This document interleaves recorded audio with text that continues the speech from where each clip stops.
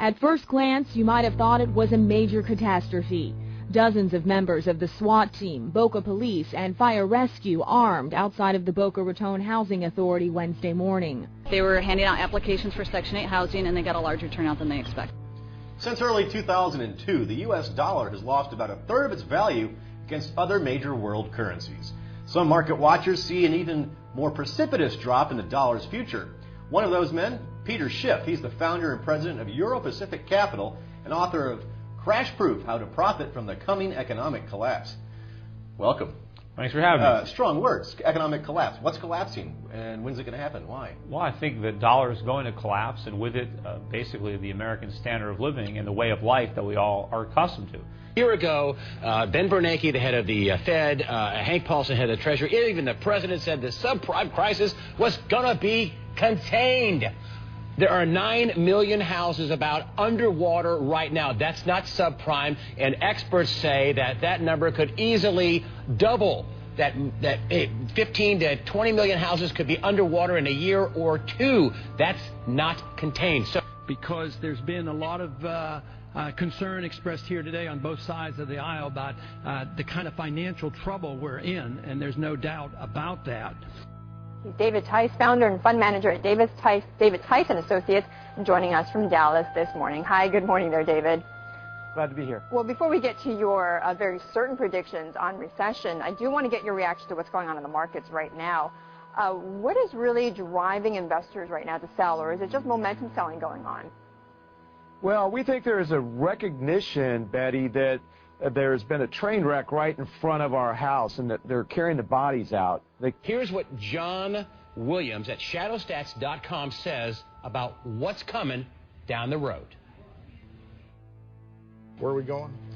We have a severe recession ahead of us with even higher inflation than we're seeing now. It's going to be probably the worst business cycle seen since the Great Depression. 1929. The financial house of cards collapses, and the overinflated stock market plunges into a Great Depression. A financial panic grips the world. A bad situation here when OPEC says the reason for $105 or $106 a barrel oil is the falling value of the dollar, and you won't address that issue. Where do we go to find out who's right? Well, as he just said, the Treasury Secretary is where you go to talk about the dollar. It's a long-standing policy that predates this administration, and I'm not going to change it today, but Treasury can talk about it. I don't expect you to change it, but I do expect you to be able to say whether OPEC is completely wrong about this, or whether there is at least something to their claim that the dollar is responsible for the high price of oil right now. Wendell, I'm under strict instructions and have been from the beginning to not talk about the dollar, and I'm not going to get fired to satisfy your question. I expect that. Kathleen. Chairman Bernanke, earlier you were asked a question about the value of the dollar, and you sort of deferred and said, that's the Treasury responsibility. I always find this so fascinating because it's been going on for years.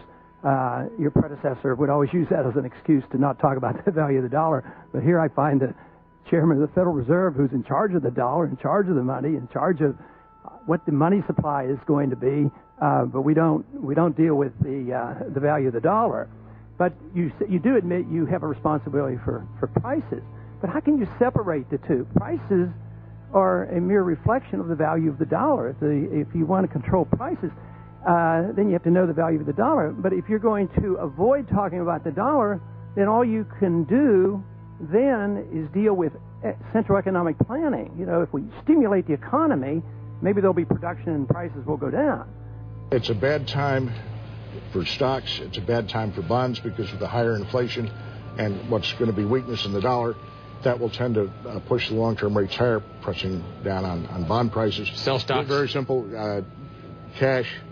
You want to be liquid, you want to be safe, and I'd hold a little bit of gold as a hedge against inflation. In Japan, France, Britain, always the unemployed, the soup kitchens, the grinding poverty, and the despair. You know what, Robert Schiller at Yale University, the famous economics professor up there who does the K. Schiller report, Sure.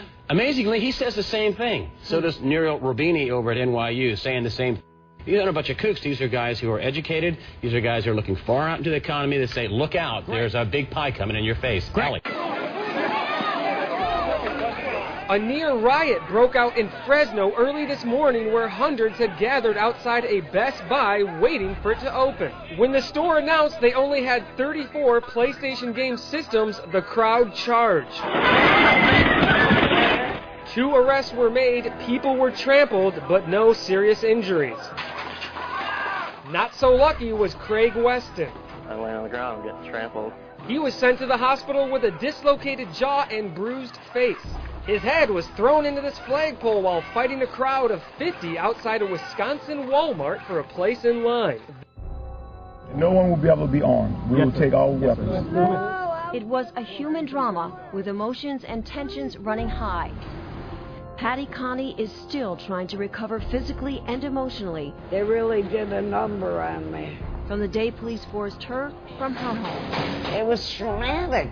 All of a sudden, they were banging on the front door, the side door, and the back door. They said, let us in. Patty tried to explain.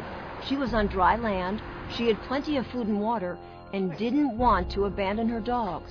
But it didn't matter. If you see 6 or 8 police that look like linebackers pushing you in a corner, you're in shock. I'm saying, look at all my food. I got plenty of food. They kept pushing me back, and ended up like this. Then, Patty showed them a small revolver she was carefully holding in the palm of her hand. A camera crew was there to capture what unfolded next. I said, it's not even loaded. And I dropped it on the floor. You got a gun? Well, they punched me in the face.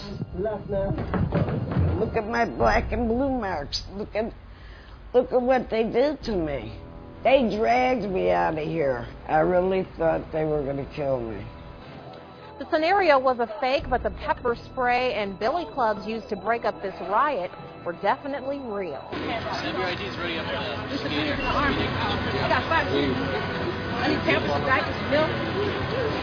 Okay, these guys have plastic handcuffs available.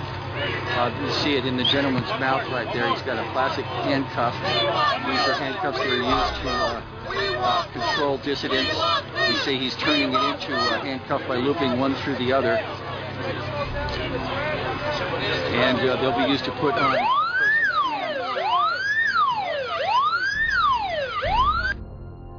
Do you have some way to quarter or corral these folks? Yeah, that's another great question. I've got to tell you that in an actual environment, we would work very, very closely with local government. Take a gander at this new piece of Army gear. It's new.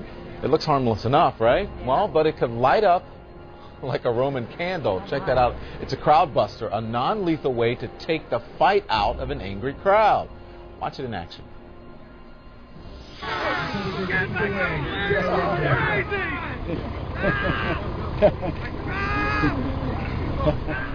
Okay, well, these are volunteers, we hope, and you and I call it a heat ray. The Army calls it an active denial system. Millimeter waves that make you feel like your skin is on fire. Wow. Yeah.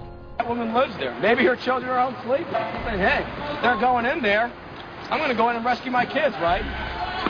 In the past, that might be interpreted as a hostile act.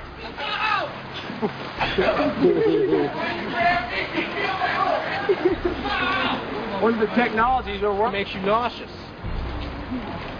In the past, in a situation like that, she might have been shot. In the future, we want to give our Marines non-lethal options where they can say, no, she's not armed, maybe threatening, but I don't want to kill her, or I don't want to kill him, or them. Use your sound wave rifle, I guess you could call it, and down they go. If this was a domestic crisis like an earthquake or a fire, then we would be working very, very close and hand in hand with FEMA and the American Red Cross, for example. And they would be in here helping us, or we would be actually helping them. If we were doing this, let's say in a Somalia or a Bangladesh or some other foreign country that had invited us in, then certainly we would be working with other non-governmental organizations and private organizations, and certainly government organizations. Internationally, like the United Nations? Certainly. You bet. We would really be here to provide support to them.